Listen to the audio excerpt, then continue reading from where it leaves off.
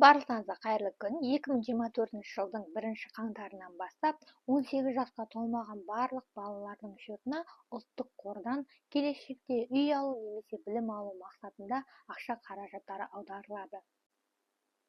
Ұлттық қордан ақша түсуі үшін сізге әзірге ешқандай банктік шот ашудың қажеті жоқ.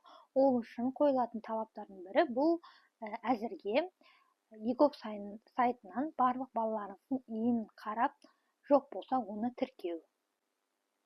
Балалардың бар немесе жоқ екенін көру үшін біз егов мобайл деген приложениені өзімізге жүктеп аламыз. Егер жоқ болса скачать етіп алыңыздар, ал менде бұл приложение бұрыннан бар. Соны ашамыз.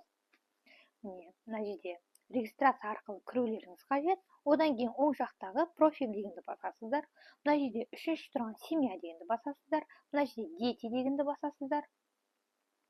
Енді бұл жерде барлық балаларыңызды тексеріп шығасыздар. Мысалы, бұл адамның барлық балалары тіркелген. Егер бұл списоктен өзіңіздің балаңызды таппаған болсаңыз, ең соңына дейін түсіріп, добавить ребенка деген басасыздар, иіндерін тересіздер. Содан кейін добавить дегенді басасыздар, балаңыздың аты жөні шығады. Солай балаларыңызды тіркейсіздер. Дәл осындай қысқа ғана әдіспен өзіңіздің балаларыңызды бір тексеріп алыңыз, және де хабары жоқ туған туыс достарыңыз болса, осы видеоны таратыңыздар. Рахмет.